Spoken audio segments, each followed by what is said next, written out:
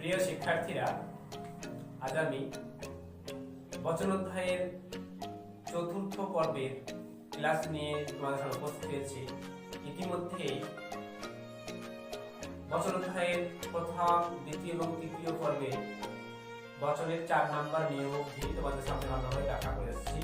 আশা করছি তোমরা এতে উপকৃত হয়েছ এবং বচন বাক্য থেকে কিভাবে নির্ণয় করতে হবে সেটাও ভালোভাবে বুঝে গেছে। তো আজকে আমার প্রথমে যেটা বলার বিষয় সেটা হলো, যারা তোমরা এখনো চ্যানেলটিকে সাবস্ক্রাইব করোনি, তোমাদের সুবিধার্থে বা চ্যানেলটির ব্যাপকতা বৃদ্ধি করতে তোমরা অবশ্যই সাবস্ক্রাইব করবে আর অন্যান্য সুবিধার্থে আইকনটিকে প্রেস করতে ভুলবে না পরবর্তী গুরুত্বপূর্ণ ক্লাস পাওয়ার অপেক্ষায়। আমি আজকে তোমাদের বচন অধ্যায়ের চতুর্থ পর্বের ক্লাসটি শুরু করতে যাচ্ছি, যেখানে দেওয়া হবে বচনের পঞ্চম, ষষ্ঠ এগুলো খুব ভালোভাবে বুঝে নিয়ে নিজেরাই বাড়িতে খাতা কলম দিয়ে প্র্যাকটিস করতে পারবে।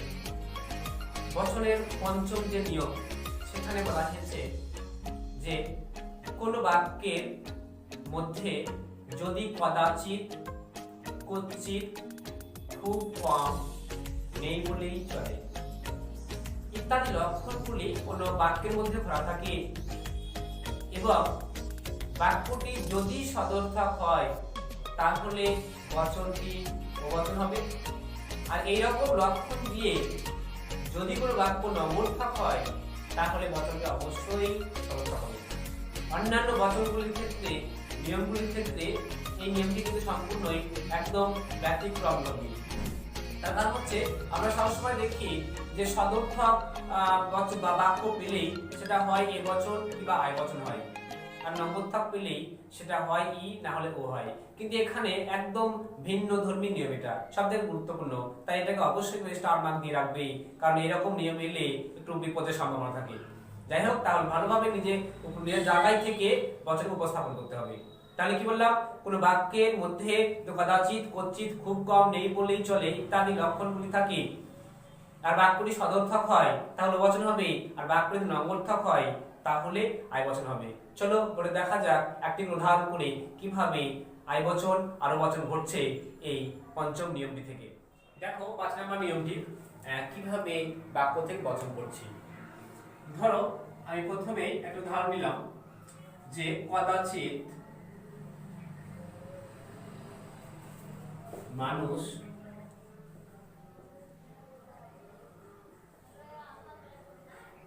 সুখী নয়। কদাচিৎ মানুষ সুখী নয় বাক্যটি অবশ্যই নমর্থক, কারণ যেহেতু শেষে নয় আছে। তাহলে এটাকে আমি যখন বচন করব তখন আগেই বললাম সদর্থক হলে আয় বচন, আর নমর্থক হলে ও। নমর্থক হলে ও আর সদর্থক হলে আয়। বাক্যটি এখানে আছে নমর্থক, তাহলে অবশ্যই আমরা সদর্থক বচনটা আয় বচন করব, এল এফ দিয়ে আই। কোনো কোনো মানুষ হয় সুখী, একটি গেল। আর যদি বাক্য নমর্থক হয়, সদর্থক হয়, আমি এই ঠিক সেম বাক্য দিয়ে করে দেখাচ্ছি, তার মধ্যে বুঝতে সুবিধা হবে। কদাচিৎ মানুষ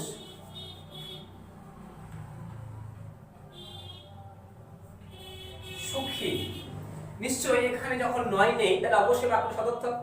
সদর্থক হলে এই যে বাক্যগুলিকে আমরা অবশ্যই ও বচন করব, এল এফ ও। কোন কোন মানুষ নয় সুখী।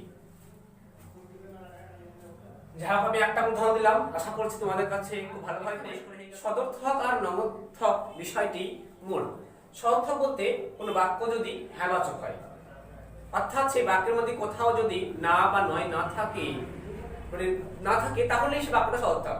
আর যদি বাক্যটি না থাকে বা নয় থাকে তাহলে অবশ্যই বাক্যটি নমর্থক সূচক বাক্য, তখন আমরা সেটাকে সেবন করবো। তাহলে বাক্য নগর্থক আর সদর্থক চেনার নিয়ম হচ্ছে বাক্যের মধ্যে যদি নয় বা না থাকে তাহলে নগর্থক সূচক বাক্য, আর বাক্যের মধ্যে না বা নয় যদি না থাকে তাহলে অবশ্যই জানতে হবে বাক্যটি সদর্থক। তারপর আমি বললাম যে বাক্য এখানে যদি নগর্থক হয় তাহলে আমরা বচন করব আই, আর বাক্য যদি সদর্থক হয় তাহলে বচন করব আসছে।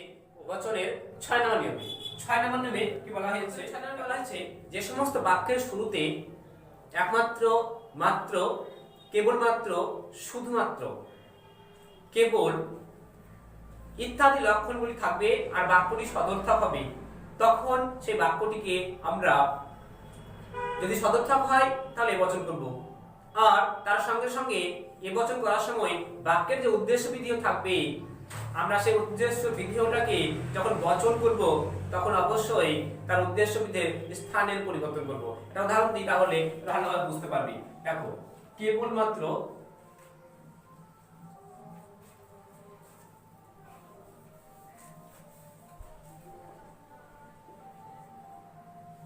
ছাত্র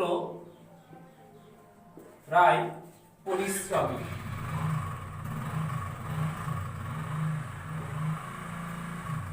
বাক্যের শুরুতে আছে কেবলমাত্র, তাহলে অবশ্যই এটা আমরা কি করবো? বাক্যটা সদর্থক, তাহলে বচন করব। আর যা বললাম যে বাক্যের উদ্দেশ্য বিধেয় আমরা বচনে পরিবর্তন করব, এল এফ এ সকল